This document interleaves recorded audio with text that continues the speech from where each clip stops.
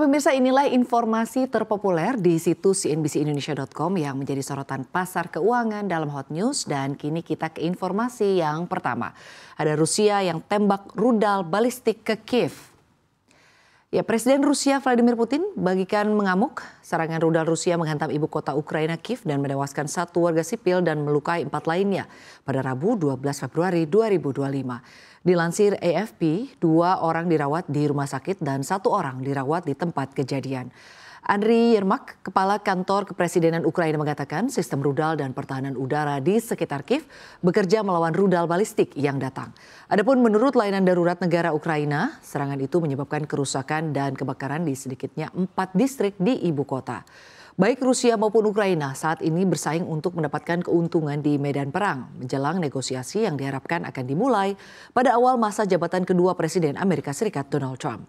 Hampir 3 tahun sejak Rusia melancarkan invasi, serangan itu terjadi di tengah upaya perdamaian yang dilakukan oleh Presiden Amerika Serikat Donald Trump yang mengatakan timnya berhubungan dengan Kiev dan Moskow dan bahwa ia ingin pertumpahan darah segera diakhiri.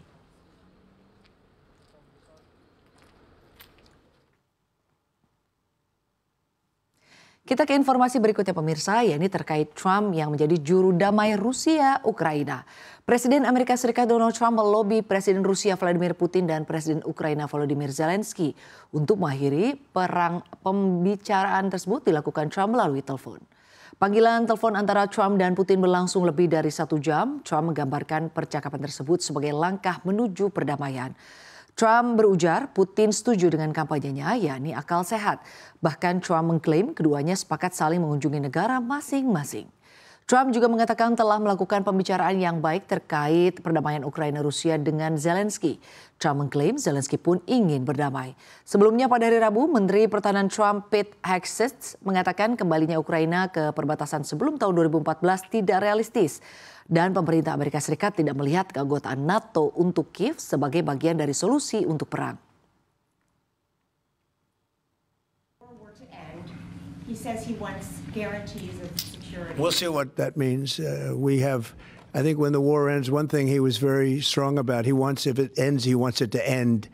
And that's President Putin said that. He wants it to end. He doesn't want to end it and then go back to fighting 6 months later. We talked about the possibility, I mentioned it, of a ceasefire so we can stop the killing. And I think we'll probably end up at some point getting a ceasefire in the not too distant future. За сьогодні дуже предметні перемовини зі Сполученими Штатами Америки. Була розмова з президентом Трампом, хороша розмова, детальна. Я вдячний президенту за щирий інтерес до наших спільних можливостей, до того, як ми можемо разом наблизити справжній мир. Тривала розмова, ми обговорили багато нюансів дипломатичних, військових, економічних. І президент Трамп поінформував мене про те, що йому сказав Путін. Віримо, що сили Америки достатньо, щоб разом з нами, разом з усіма партнерами дотиснути Росію і Путіна до миру. Kita ke informasi berikutnya, pemirsa, siap-siap proyek IKN lanjut lagi. Pembangunan Ibu Kota Nusantara atau IKN diprediksi masih akan dilanjutkan meski ada pemangkasan anggaran. Hal ini karena anggaran IKN berpotensi bertambah seiring dengan dukungan Presiden Prabowo Subianto yang berencana menambah anggaran sebesar 8,1 triliun rupiah. Kepala Otorita IKN Basuki Hadi Mulyono mengatakan bahwa pihaknya saat ini tengah mempersiapkan dokumen tambahan untuk penambahan anggaran tersebut. Tambahan anggaran tersebut masuk dalam pos anggaran untuk pembangunan tahap kedua periode 2025 hingga 2029 yang nilainya mencapai 48,8 triliun rupiah. Sementara anggaran yang dipangkas adalah anggaran yang hanya untuk daftar isian pelaksanaan anggaran atau DIPA IKN. Pemangkasannya adalah sebesar 1,15 triliun rupiah dari 6,3 triliun rupiah menjadi 5,2 triliun rupiah.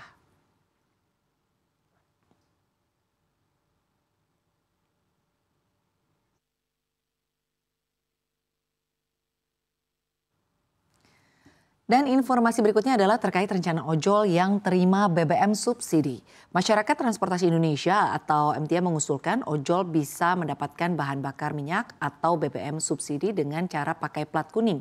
Lalu ada kabar aturan THR mengemudi atau THR pengemudi ojol juga akan terbit. MTI mengusulkan agar ojek online di Jakarta bisa mendapatkan BBM subsidi dengan cara menggunakan plat kuning sebagai upaya mendorong masyarakat untuk beralih ke angkutan umum. Menurut sejumlah pengemudi ojol di Jakarta, adanya usulan itu bisa sangat membantu pendapatan. Salah satu pengemudi ojol yang diwawancarai CNBC mengungkapkan jika BBM mendapat subsidi minimal 20%, pastinya penghasilan akan bertambah. Apalagi adanya potongan dari aplikasi bisa mencapai 20 hingga 30%. Selain subsidi BBM, Serikat Pekerja Angkutan Indonesia atau SPAI akan menuntut pemberian hak tunjangan hari raya alias THR untuk ojol. Secara spesifik, mereka menuntut Kemenaker mewajibkan THR ojol kepada platform seperti Gojek, Grab, Shopee Food, Lalamove, Maxim, InDrive, Borzo, dan yang lainnya.